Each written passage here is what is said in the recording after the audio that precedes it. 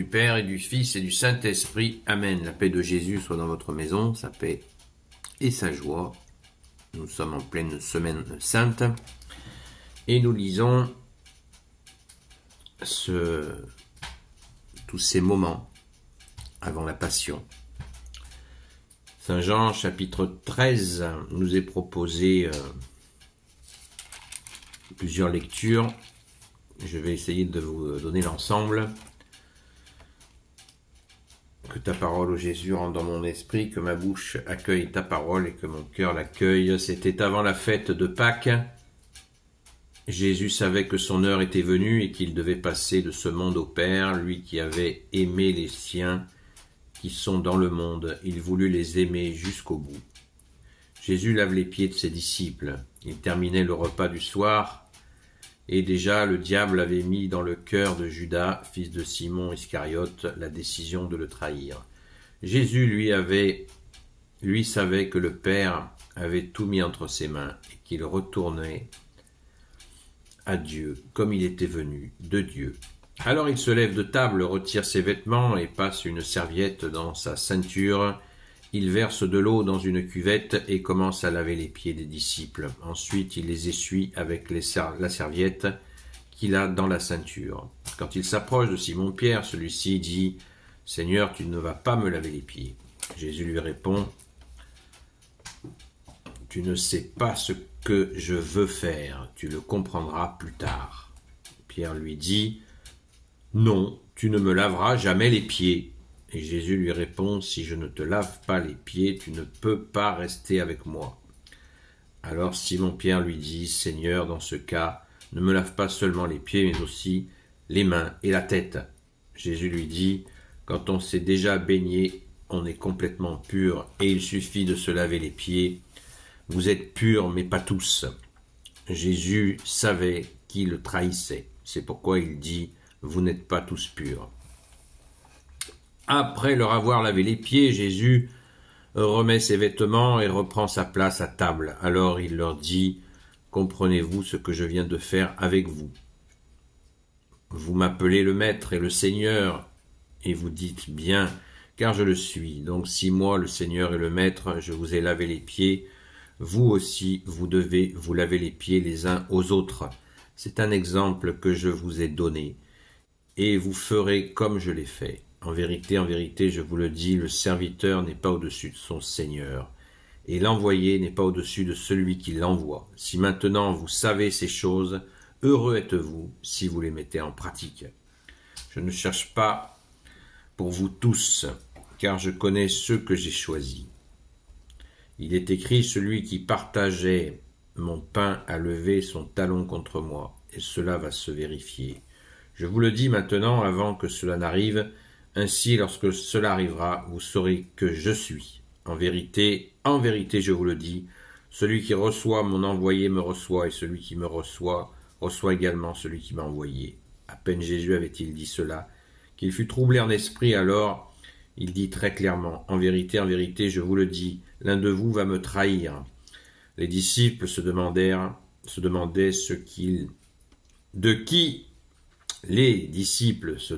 de qui il pouvait bien parler. Et ils se regardaient les uns les autres. Un des disciples, celui que Jésus aimait, était installé juste contre Jésus. Simon-Pierre lui fit donc un signe pour qu'il demande à Jésus de qui il parlait.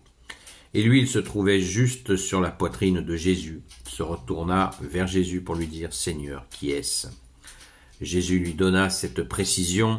C'est celui à qui je vais passer un morceau trempé dans la sauce. Il trempa le morceau et le donna à Judas, fils de Simon Iscariote. Et avec ce morceau, Satan entra en lui. Alors Jésus lui dit, « Ce que tu veux faire, fais-le tout de suite. » Aucun de ceux qui étaient à table ne comprit de quoi Jésus parlait. Comme Judas avait l'argent, on pouvait penser que Jésus lui disait d'acheter ce qui manquait pour la fête ou de donner quelque chose aux pauvres. Judas prit donc ce morceau et sortit aussitôt. Il faisait nuit. Je vais vers le Père. Oui. C'est long, mais c'est c'est très important à entendre, je crois, ce texte. Je vais vers le Père. Lorsque Judas fut sorti, Jésus déclara, c'est maintenant que le Fils de l'homme est glorifié et que Dieu est glorifié en lui. Aussi Dieu va-t-il lui faire partager sa gloire, et il le fera bientôt. Mes petits enfants, je suis encore avec vous pour très peu de temps. Vous me chercherez, et comme je l'ai déjà dit aux Juifs, je vous le dis maintenant, vous ne pouvez pas venir où je vais. Je vous donne ce commandement nouveau. Aimez-vous les uns les autres, aimez-vous les uns les autres comme je vous ai aimés. Ayez de l'amour entre vous, c'est ainsi que tout le monde reconnaîtra que vous êtes mes disciples. Alors Simon-Pierre lui dit, Seigneur, où vas-tu? Jésus lui répondit, si tu ne peux pas me suivre là où je vais, mais tu m'accompagneras plus tard. Pierre lui dit, Seigneur, pourquoi est-ce que je ne pourrais pas t'accompagner maintenant? Je donnerai ma vie pour toi. Mais Jésus lui répond, tu donneras ta vie pour moi. En vérité, je te le dis, avant que le coq chante, tu m'auras renié 3 fois. Waouh! Merci Jésus. C'est douloureux. Ce temps, il nous fait penser, hein, ça n'est arrivé qu'une fois, ne tombons pas, comme je le disais hier, ne tombons pas dans la tristesse, hein, le malin n'attend que ça, ne tombe pas dans la tristesse. Je crois que le plus important à retenir, enfin c'est vraiment l'idée, merci Jésus,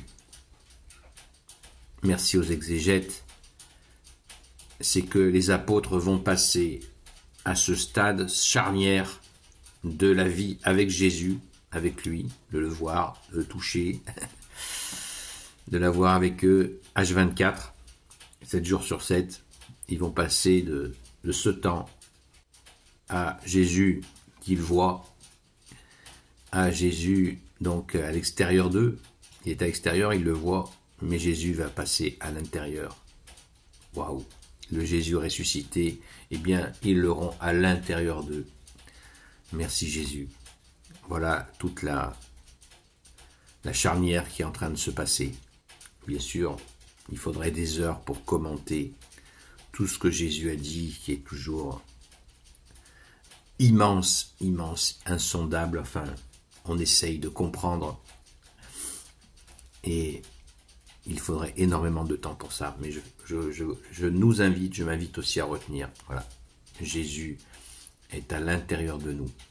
Là, il était avec ses apôtres, il était bien physiquement avec eux. Là, il est avec nous, à l'intérieur de nous.